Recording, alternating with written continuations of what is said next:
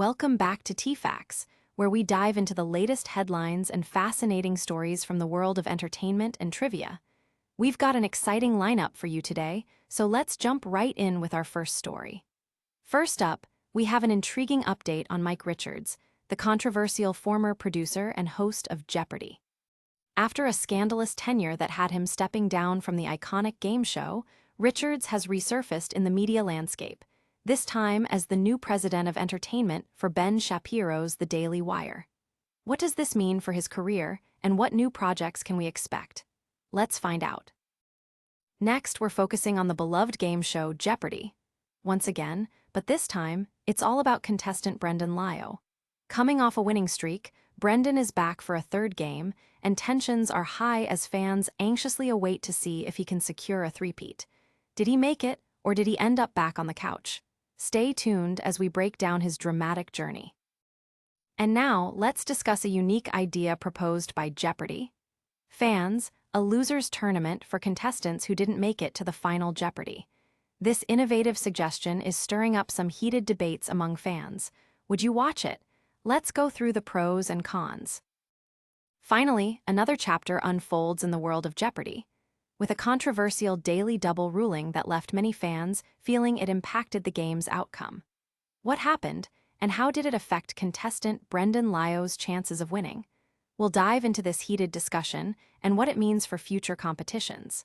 From scandalous career moves to game-changing moments on the stage, these stories are just the tip of the iceberg.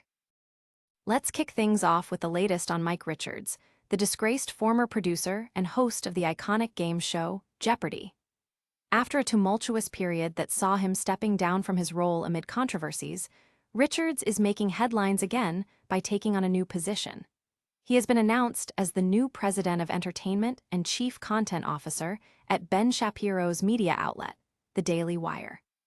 Richards' journey in television has been a roller coaster ride. Before his infamous stint on Jeopardy!, he worked behind the scenes on some of the biggest game shows of the last 2 decades, including Wheel of Fortune, Let's Make a Deal, and The Price is Right. However, things took a turn when he was slated to host Jeopardy! Following Alex Trebek's passing. His selection faced backlash after past derogatory comments and allegations of discrimination surfaced, leading to his departure.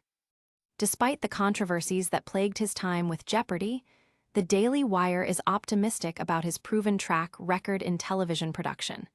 In a statement, a representative said, "We knew the answer was, who is Mike Richards? And now we can say he's an integral part of The Daily Wire," was the question. Since joining the company in December, Richards has already begun to make an impact. Under his leadership, The Daily Wire's streaming service, Daily Wire Plus, has launched new shows, including Ben After Dark, a late-night series featuring Shapiro himself, along with projects like Parenting from psychologist Jordan Peterson. The company is eager to expand its content beyond politics and news, with ambitious projects like the upcoming Arthurian fantasy series, The Pendragon Cycle. As for Jeopardy!, the show continues to thrive with the current host, Ken Jennings, recently taking over as the sole host in 2023. It remains to be seen how Richards' new role will unfold, and whether he can navigate through any potential controversies ahead. Stay tuned as we keep you updated on this evolving story. Now, let's shine the spotlight on Jeopardy! Again, this time focusing on one of its rising stars, Brendan Liaw. Coming off an impressive 2-game winning streak with a total of $38,798, fans have been eagerly anticipating his return for a third game. The question on everyone's mind, could he make it a three-peat? As he faced off against fellow contestants Angela Mustafa and Matt Askins, the stakes were high. Brendan opened the game strong, showcasing his knowledge and quick thinking. He managed to answer 6 questions correctly before the first commercial break, giving him a solid lead of $3,600. But the excitement didn't stop there.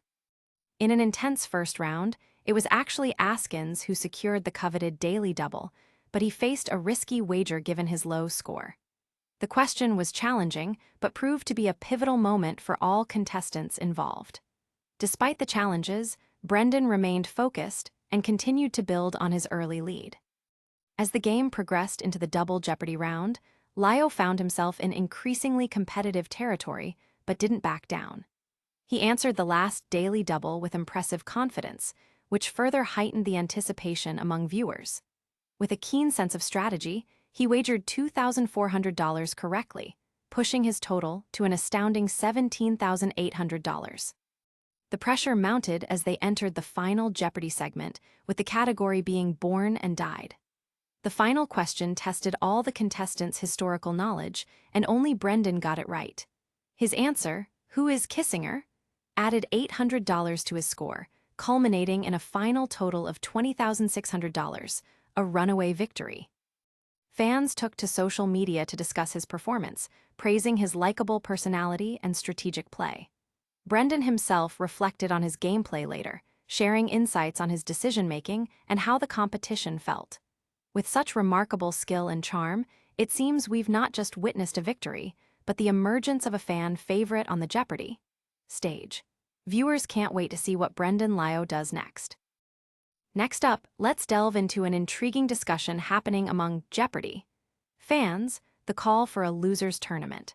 While the show has celebrated many winning contestants in its various tournaments, there's a growing sentiment that the players who don't succeed deserve a chance to shine as well. The idea is simple yet creative. A tournament for those contestants who didn't make it past their first appearance or who scored poorly in their games. Known informally as the Losers Invitational Tournament, or LIT, fans believe this would offer a second chance for those who may have just had an off day or faced tough competition. One fan shared their thoughts on Reddit, suggesting that this tournament could be a fun way to see how lower-scoring contestants perform under different circumstances.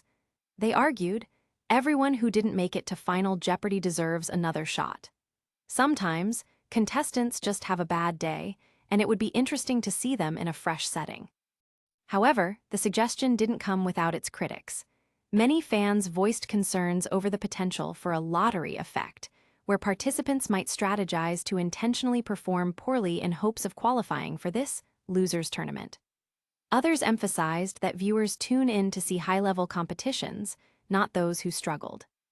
Yet some agree that there's merit to the idea, highlighting that everyone who makes it on the show has worked hard, and many simply faced a challenging game.